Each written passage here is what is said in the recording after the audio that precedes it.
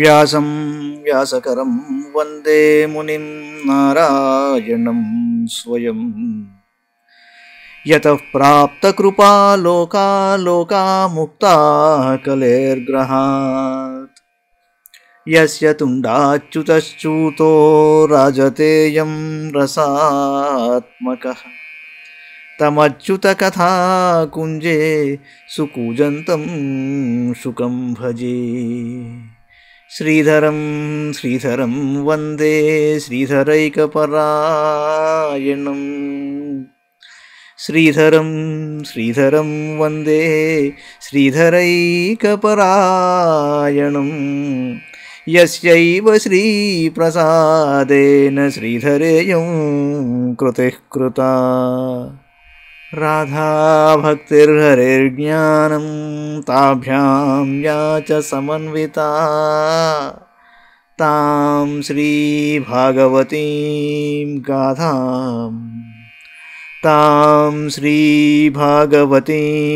గాథాం వందే యుగళరూపిణీ.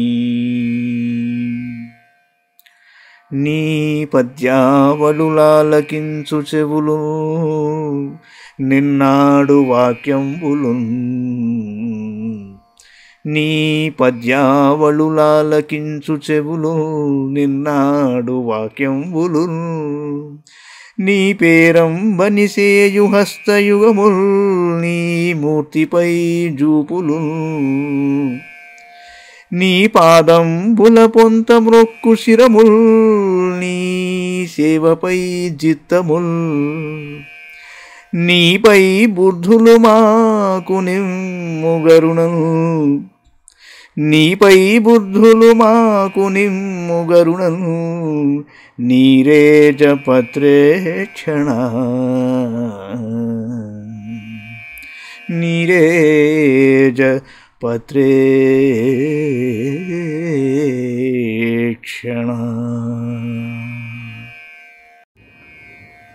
భాగవత మహాపురాణంలోని 6వ స్కంధంలో మనం 16వ అధ్యాయంలో ఉన్నాం.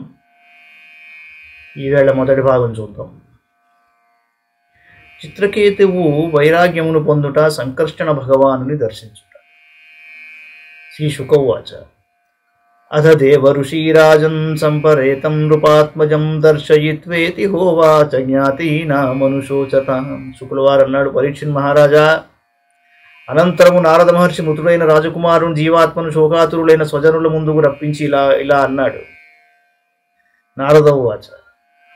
జీవాత్మన్ పశ్య భద్రంతే మాతరం పితరం చ తే సుహృదో బాంధవాస్తప్తాః శుచాత్వత్కృతయా భృశం కళేవరం స్వమావిశ్య శేషమాయుస్సుహృద్వృతః భుంక్షభోగాన్ పితృప్రత్తానధితిష్ఠనుపాసనం.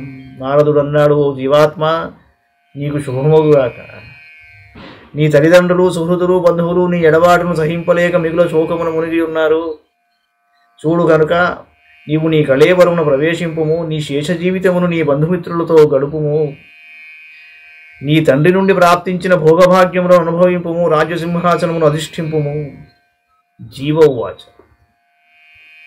కస్మిన్ జన్యన్ జన్మన్యమీ మహ్యం పితరో మాతరో భవన్ కర్మభిర్భ్రామ్యమాణస్య దేవతిర్యజ్ఞుర్యోనిషు బంధుజ్ఞాత్యరిమధ్యస్థమిత్రోదాసీన విద్విషః సర్వ ఏవ హి సర్వేషాం భవంత్రికమశో మిథః యథా వస్తూని పణ్యాని దేహేమాదీని తతస్తతః పర్యటంతి నరేష్వేవం జీవో యోనిషు కర్తృషు నిత్యస్యార్థస్య సంబంధో హ్య నిత్యో దృశ్యతే ఋషు యావద్యస్య హి సంబంధో మమత్వం తావదేవ హి ఏవం యోనిగతో జీవః స నిత్యో నిరహంకృతః యావద్యత్రోపలభ్యేత తావత్ స్వత్వం హి తస్య తత్ ఏష నిత్యో వ్యయః సూక్ష్మ ఏష సర్వాశ్రయస్వదృక్ ఆత్మమాయాగుణైర్విశ్వమాత్మానం సుజతి ప్రభుః న యస్యాస్తి ప్రియః కశ్చిన్నా ప్రియః స్వః పరోపి వా ఏకః సర్వధియాం ద్రష్టా కర్తॄణాం గుణదోషయో. జీవాత్మ అన్నాడు, దేవర్షి, నేను నా కర్మానుసారము దేవ మనుష్య పశుపక్ష్యాది పెక్కు యోనులలో జన్మించి తిరుగుతూ ఉంటాను. వీరు నాకు ఏ జన్మయందు తల్లిదండ్రులు, వేర్వేరు జన్మలలో అందరూ ఒకరికొకరు బంధువులు, జ్ఞాతులు, శత్రువులు, మిత్రులు, మధ్యస్థులు, ఉదాసీనులు, ద్వేషించువారు అవుతూనే ఉంటారు. బంగారము మొదలగు క్రయ విక్రయ వస్తువులు ఒక వ్యాపారి నుండి మరి ఒకరి కడకు చేరుచుండును. అలాగే జీవుడు కూడా వేర్వేరు యోనులలో ఉద్భవిస్తూ ఉంటాడు. ఈ విధంగా ఆలోచిస్తే మనుషుల కంటే ఎక్కువ దినములుండు సువర్ణాది పదార్థముల సంబంధము కూడా మనుష్యులతో స్థిరంగా ఉండదు. అది క్షణిక మాత్రము. ఎంతవరకు మనుష్యునికి ఆ వస్తువుతో సంబంధము ఉండునో అంతవరకే అతనికి దానిపై మమకారం ఉంటుంది. జీవాత్మ నిత్యము, అహంకార రహితము. అది ఒక గర్భమునందు ప్రవేశించి ఏ శరీరమునందు ఉండునో ఆ శరీరము తనదిగా భావించును. అన్నిటికీ ఆశ్రయం స్వయం ప్రకాశకమే. అయినను ఈ జీవాత్మ భగవదంశయగుట వలన తన మాయా గుణముల చేతనే ఈ విశ్వమునందు ఆయా రూపములలో ప్రకటమవుతూ ఉంటుంది.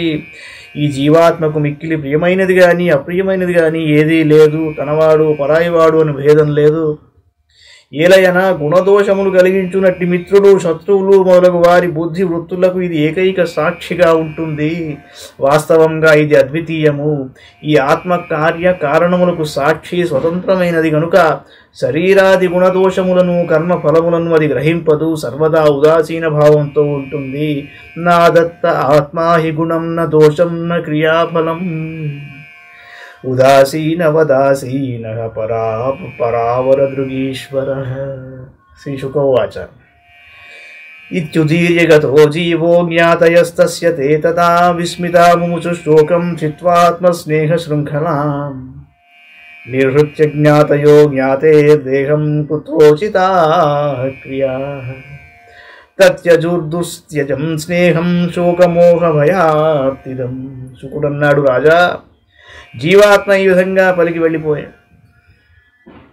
దాని పలుకులను విన్న బంధువులందరూ మిక్కిలి ఆశ్చర్యపడ్డారు. దానితో గల స్నేహబంధములు కూడా తెగిపోయాయి. అతని మరణములకు ఎవరునూ శోకింపలేదు. అనంతరము బంధువులు మృతబాలకుని శరీరములకు అంతిమ సంస్కారమును నడిపిది. శోకము, మోహము, భయము, దుఃఖము మొదలగు వాటికి కారణమైన దుస్త్యజమైన మమకారమును త్యజించారు. బాలఘ్నో వీడితాస్తత్ర బాలహత్యాహత ప్రభా బాలహత్యావ్రతం చేరుర్బ్రాహ్మణైర్యన్నిరూపితం యమునాయాం మహారాజ స్మరంత్యో ద్విజభాషితం స ఇత్థం ప్రతిబుద్ధాత్మా చిత్రకేతుర్ద్విజోక్తిభిః గృహాంధకూపాన్ నిష్క్రాంతః సరః పంకాతివద్విపః కాళింద్యాం విధివస్నాత్మా కృతపుణ్యజలక్రియః మౌనేన సంయత ప్రాణో బ్రహ్మపుత్రావవందత అథ తస్మై ప్రపన్నాయ భక్తాయ ప్రయతాత్మనే భగవాన్ నారద ప్రీతో విద్యామేతామువాచః. ఓం నమస్తుభ్యం భగవతే వాసుదేవాయ ధీమహి ప్రద్యుమ్నాయ నిరుద్ధాయ నమః సంకర్షణాయ చ నమో విజ్ఞానమాత్రాయ పరమానందమూర్తయే ఆత్మారామాయ శాంతాయ నివృత్తద్వైతదృష్టయే ఆత్మానందానుభూత్యైవ న్యస్తశక్త్యూర్మయే నమః హృషికేశాయ మహతే నమస్తే విశ్వమూర్తయే. రాజకుమారునకు విషప్రయోగము చేసిన రాణులు శిశుహత్యా కారణంగా తమ తేజస్సును కోల్పోయారు. సిగ్గుతో తల ఎత్తుకొని చూడలేకపోయారు. వారు అంగిరస మహర్షి యొక్క ఉపదేశమును స్మరిస్తూ బాలహత్య చేసినందులకు యమునా నదీ తీరమున బ్రాహ్మణుల ఆదేశానుసారం ప్రాయశ్చిత్తం చేసుకున్నారు. అంగిరస నారదుల ఉపదేశముల వలన చిత్రకేతు మహారాజులోని వివేకబుద్ధి జాగృతమయ్యింది. ఏనుగు జలాశయము యొక్క బురద నుండి బయటపడినట్లు అతడు గృహము మొదలగు అంధకార కూపము నుండి బయటపడ్డాడు. అతడు యమునా నదీ జలములలో కార్యక్రమముల విద్యుక్తముగా స్నానము చేసి తర్పణాది ధార్మిక కార్యక్రమములను పూర్తి చేసి ప్రాణాయామ పరుడై మౌనంగా అంగిరస నారదుల పాదములకు నమస్కరించాడు. చిత్రకేతువు జితేంద్రియుడై భగవద్భక్తితో తనకు శరణాగతుడగుటను చూసి నారద మహర్షి మిగుల ప్రసన్నుడై ఈ సంకర్షణ దేవుని ఉపాసన రూపమును విద్యను ఉపదేశించాడు. ఓంకార స్వరూపుడైన పరమాత్మ నీకు నమస్కారము. నీవు వాసుదేవ ప్రద్యుమ్న అనిరుద్ధ సంకర్షణ రూపములలో క్రమంగా చిత్తము బుద్ధి మనస్సు అహంకారములకు అధిష్టాతవై ఉన్నావు. అట్టి నీ చతుర్వ్యూహ స్వరూపమును మాటిమాటికి నమస్కారపూర్వకముగా ధ్యానించెదను. నీవు విశుద్ధ విజ్ఞాన స్వరూపుడవు. నీ మూర్తి పరమానంద స్వరూపము. నీవు ఆత్మారాముడవు, శాంతుడవు. భేదదృష్టి నిన్ను అంటనే అంటను. నీకు నమస్కారము. ఆత్మానంద స్వరూపుడవైన నీవు మాయా జనిత రాగ ద్వేషాది దోషములను పారద్రోలావు. సమస్త ప్రాణుల ఇంద్రియములకు ప్రేరణను ఇచ్చువాడవు.